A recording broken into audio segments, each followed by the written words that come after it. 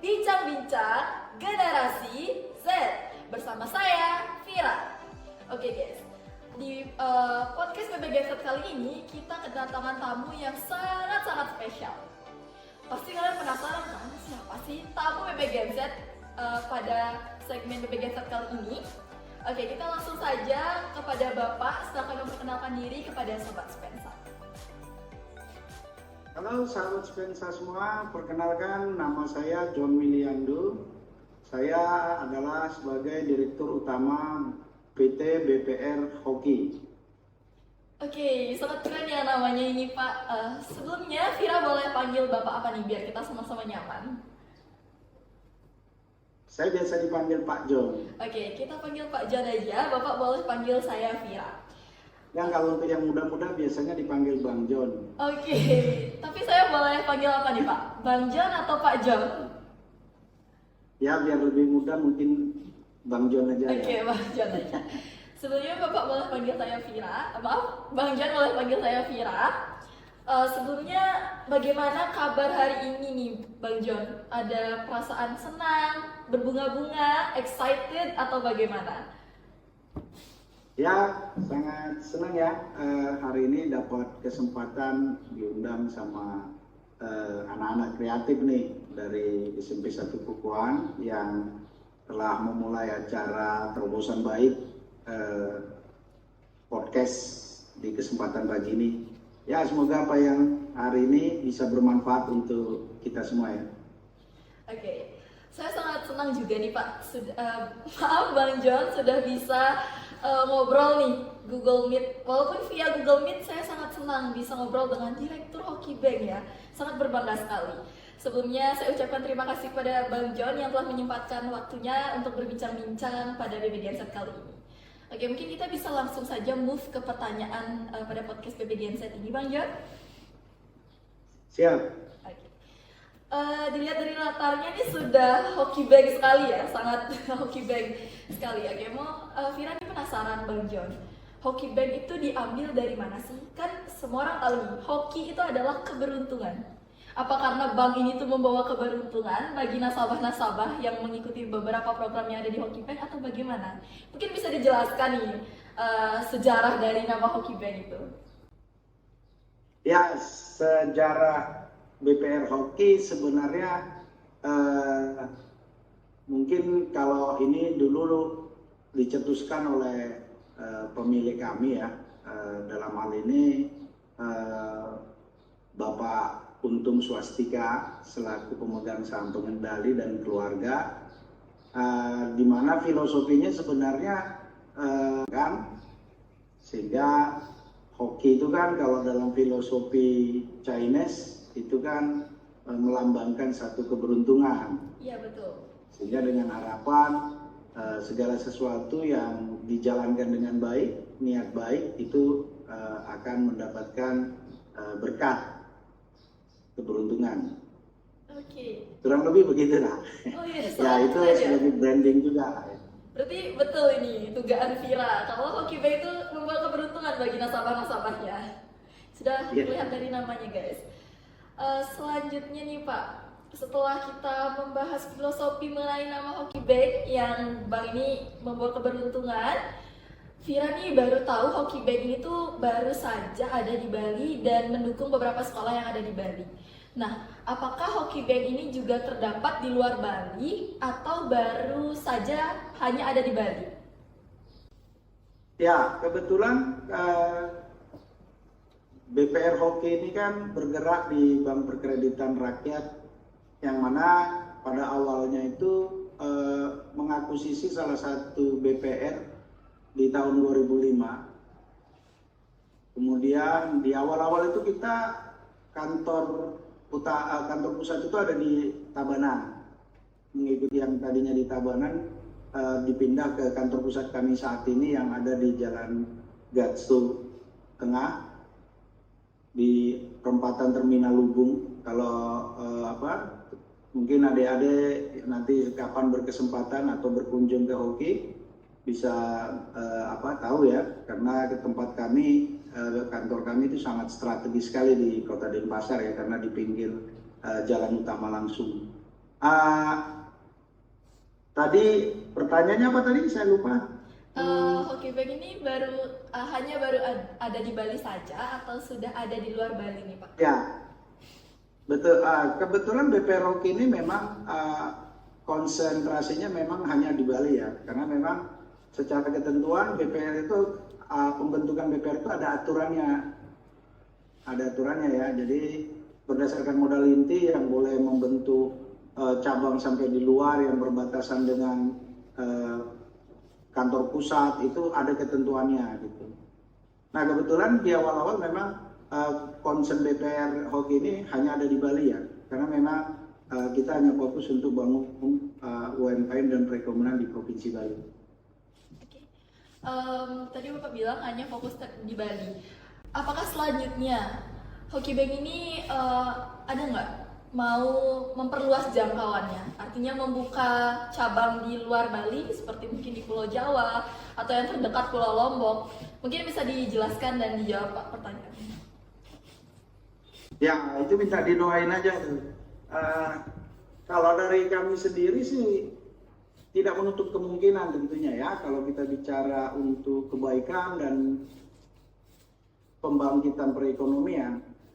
Seiring sekarang juga sebagai informasi aja di Undang-Undang P2SK penguatan sektor keuangan yang belum lama ini dikeluarkan dari Kementerian Keuangan ya, bahwa informasi aja di Undang-Undang P2SK penguatan sektor keuangan yang belum lama ini dikeluarkan dari Kementerian Keuangan ya, bahwa BPR itu sudah berganti nama. Jadi BPR itu tadinya Bank Perkreditan Rakyat, sekarang berubah menjadi Bank Perekonomian Rakyat.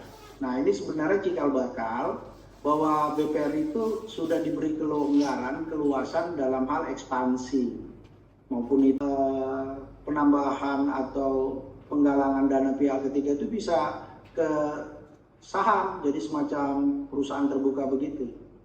Oke, berarti sudah ada rencana ya untuk membangun Hoki Bank ini lebih luas itu jangkauannya.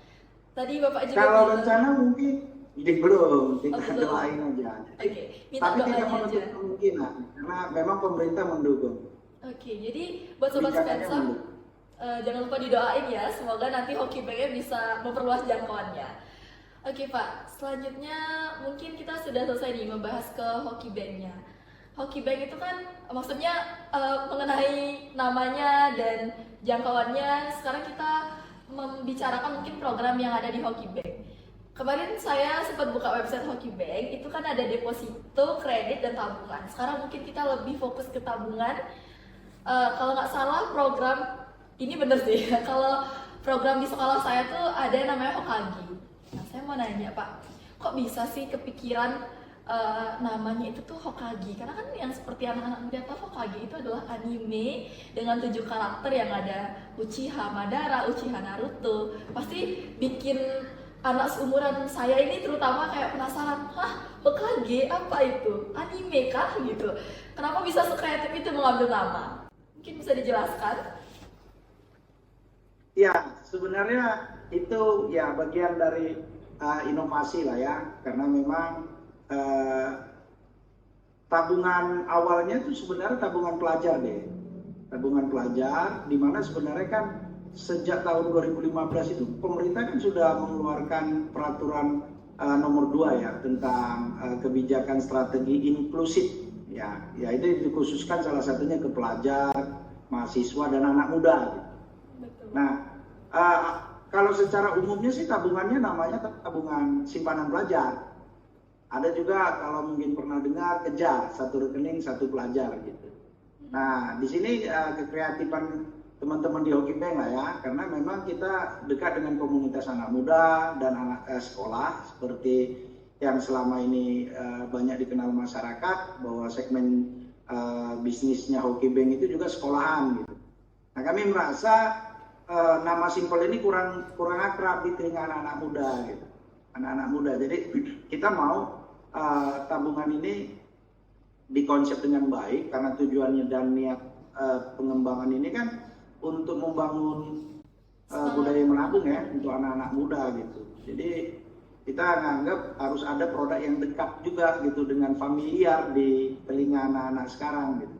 Sehingga terpikirlah waktu itu ya, dalam hal ini kebetulan saya sendiri yang di membantu tugas untuk mencanangkan ini, dan direspon baik waktu itu oleh sekolah-sekolah ya, dan yang salah satu pelopor SMP Pupuan juga nih, SMP Negeri 1 Pupuan tuh ya. Jadi kita mau ini biar dekat, jadi kita buatkanlah satu nama yang pokoknya anak-anak sekarang tuh lebih enak dengernya gitu, lebih enak dengernya dan sangat relate dengan anak-anak sekarang. Nah, terpikirlah nama Hokage gitu.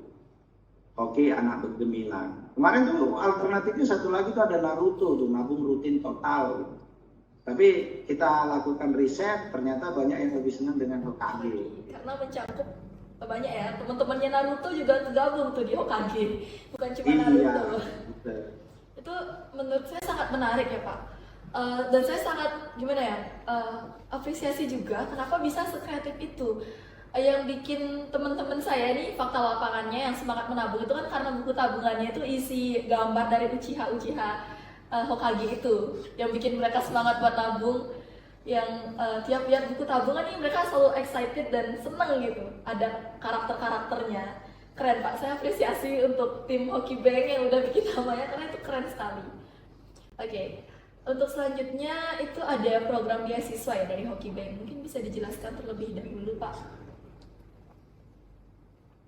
Ya, sebenarnya itu bagian dari promosi kami lah ya, lebih tepatnya untuk menampung animo agar ada semangat. Sebenarnya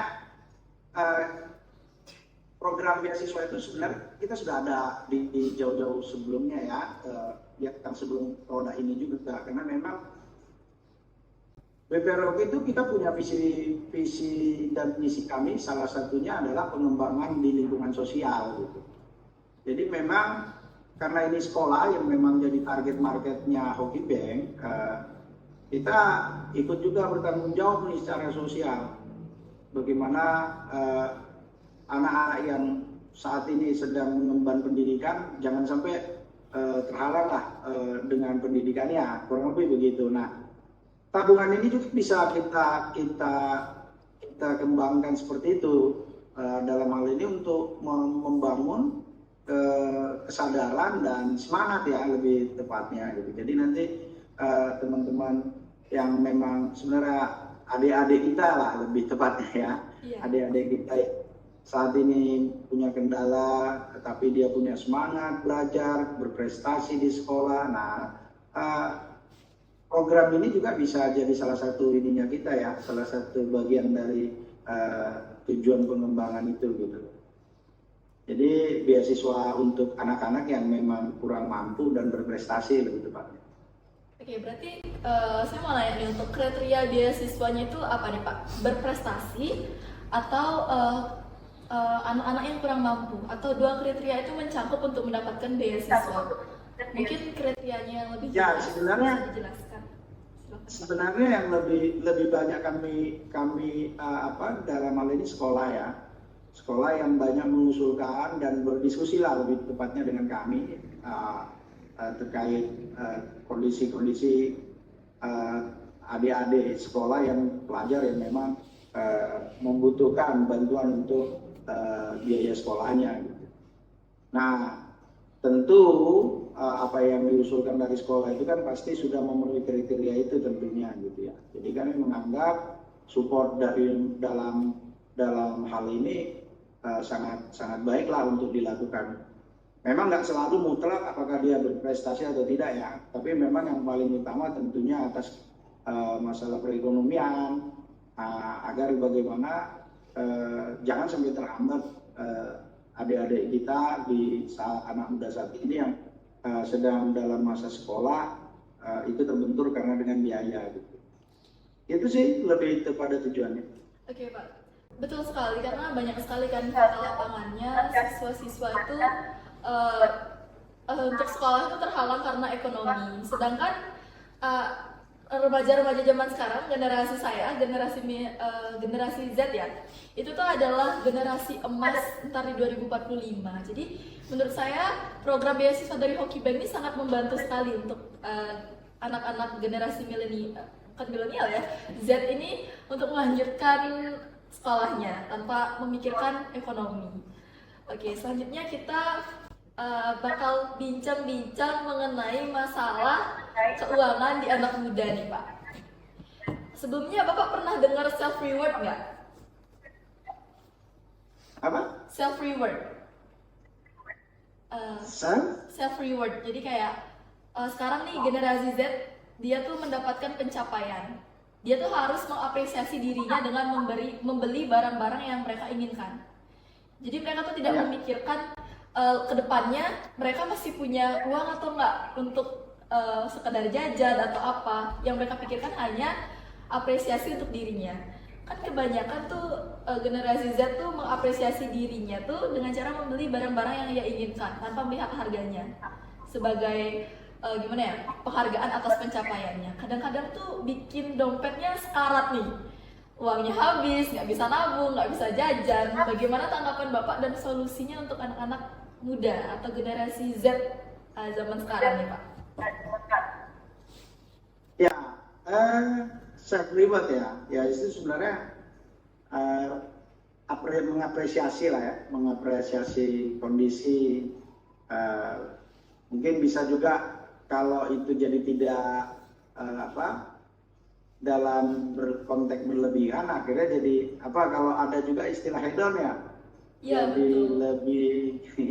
lebih hedon katanya, jadi lebih berfoya-foya gitu. Nah, apa yang sekarang kami gagas di tabungan UKG ini sebenarnya tujuannya ke sana gitu. Tabungan yang kita tahu itu kan manfaatnya banyak ya.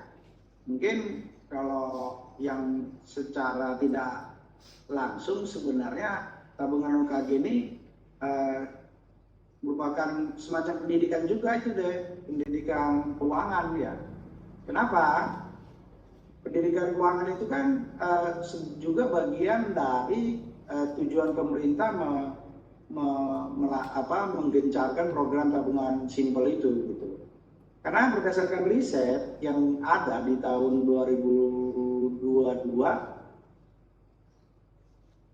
bahwa di kalangan pelajar itu memahami literasi mengenai pendidikan keuangan itu baru menyentuh angka di 20 sampai 23% ya. Sangat rendah sekali, sementara nasional itu literasi keuangan itu di angka hampir menyentuh 40% di 3736 lebih tepatnya ya.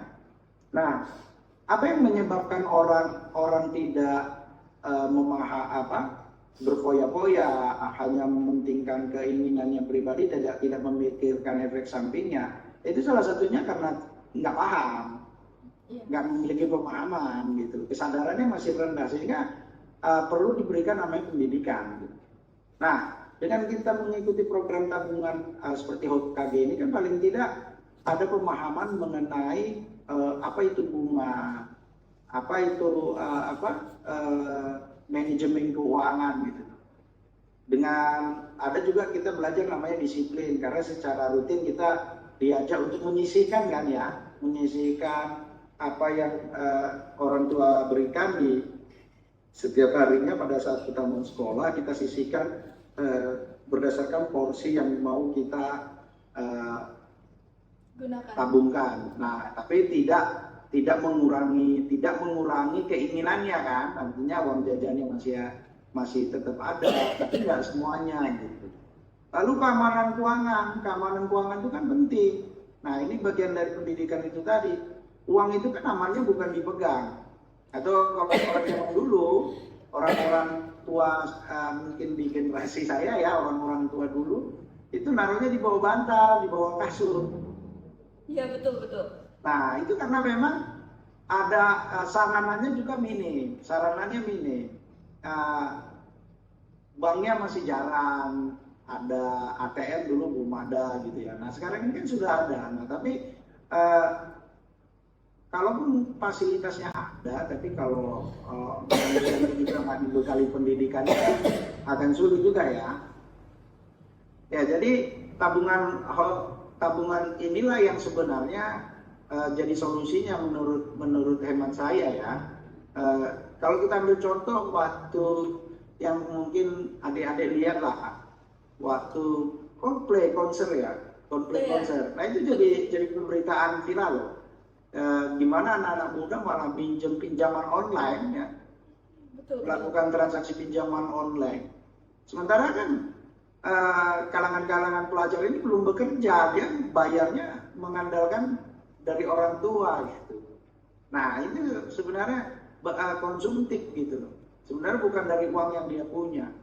Nah sebenarnya harusnya dengan adanya tabungan ini kan belajar juga nih membantu orang tua dengan cara apa? Adik-adik punya uang sendiri kan, punya uang sendiri sehingga bisa membedakan mana yang penting, mana yang enggak gitu. Atau menunda keinginan lah lebih tepatnya. Lebih ya kan, menunda keinginan itu hal yang lebih penting lagi. Lebih sebenarnya membeli barang sesuai kemampuan ya, bukan kemauan. Iya. Tapi kalau kita memang setelah kumpulkan atau mungkin belum pas waktunya, mungkin sebelum kita ada ya kita tabung dulu. Tapi paling tidak itu harus bermanfaat juga tentunya ya. Iya betul sekali. Oke. Tadi sempat membahas mengenai pinjaman online di kalangan anak remaja. Jujur sekarang sangat marak ya Pak. Tidak hanya dia meminjam pinjaman online itu untuk Coldplay, sekarang juga slot di kalangan anak remaja tuh sangat awam sekali, sangat normal. Mereka menormalisasikan slot dan pinjaman online itu, padahal mereka belum mempunyai pekerjaan, bahkan belum mempunyai KTP. Mungkin dari Bapak bisa memberikan tanggapan dan saran untuk anak-anak muda, pesan untuk sobat Spensap sekalian sebelum kita closing nih Pak. Ya, kalau pesan dari saya sih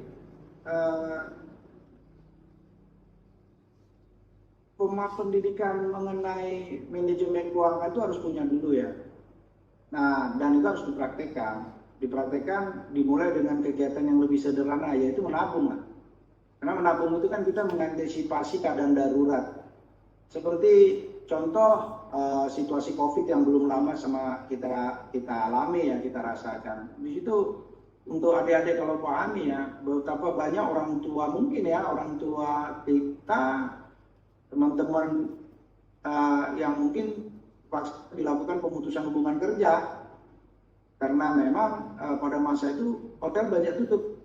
Nah itu Bali sangat terdampak loh. Nah di kondisi itu betapa bisa bayangin tuh orang tua kesulitan keuangan sementara ada kewajiban pokok makan, lalu menyekolahkan anak, belum kewajiban mungkin ada kredit rumah atau kredit motor. Bayangin kalau kita nggak punya tabungan, nggak punya cadangan darurat untuk mengantisipasi kondisi yang disebabkan faktor di luar lingkungan kita atau faktor eksternal. Gitu.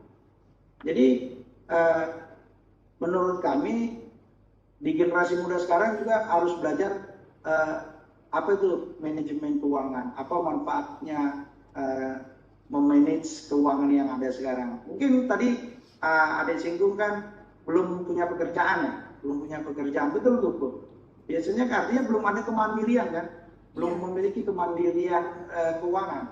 Nah dengan program menabung ini kan adik-adik kan diberikan jajan tuh, itu kan udah semacam hak milik lah, karena sudah diberikan tanggung jawab uang jajan berdasarkan kemampuan orang tuanya, ya kan? Lalu kalian kelola separuh untuk ditabungkan, yang mana harapannya nanti uang sedikit ini bisa berkembang, bertambah, dan itu nanti bisa berguna gitu. Nah itu kan artinya kemandirian finansial. Ketika uang itu nanti bertambah, adik-adik mau misalnya mau untuk rencana katakanlah mau beli laptop misalnya. Nah keputusan untuk membeli laptop itu kan berdasarkan uang sendiri, bukan uang minta orang tua, betul nggak? Betul. Nah itu kan semacam kemandirian dalam hal finansial gitu. Jadi banyak sebenarnya manfaat kalau kita memulai dengan menabung dulu. Dari situ kita akan lebih banyak paham. Nanti investasi mana yang sebenarnya di perbankan itu, di keuangan itu yang baik. Nanti tadi kan disinggung ada seperti apa itu deposito. seperti apa itu tabungan. Ada mungkin orang yang sekarang juga tahu saham. Nah, kalau bicara slot, ya saya harus bilang slot itu perjudian. Betul. Nah, itu sesuatu yang pasti dilarang. Lah. Generasi kita nggak akan mungkin bisa menata masa depan dengan baik kalau kita sudah memulai sesuatu dengan yang sifatnya judi gitu. Dan itu bukan sesuatu yang pastinya akan mendukung ke depannya ya, finansialnya ya. Anak-anak sekarang ya fokus belajar dulu karena orang tua masih menjadi sebagai penanggung jawab gitu.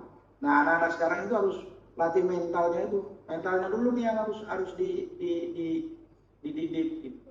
Menjadi mental yang benar sehingga kedepannya bisa lebih tahu dan lebih paham mana yang baik dan mana yang buruk. Ya. Itu sih dari kami. Oke, jadi Sobat Spends Up, buat kalian mulai dari sekarang nih setelah nonton podcast BBGNZ bersama dengan Direktur Hoki Baik ini mulai belajar manajemen uang. Karena guys, nyatanya ketika kalian membeli sesuatu atau mendapatkan sesuatu dengan uang kalian sendiri itu lebih gimana ya rasanya, lebih bangga karena itu pencapaian kalian sendiri. Pasti beda rasanya ketika kalian membeli sesuatu dengan uang kalian sendiri dan dengan uang orang tua tuh beda sekali. Jadi mulailah memanajemen uang dan kalau bisa apa yang kalian inginkan itu dibeli dengan hasil kerja keras kalian sendiri. Oke Pak, mungkin kita bisa closing sama-sama nih.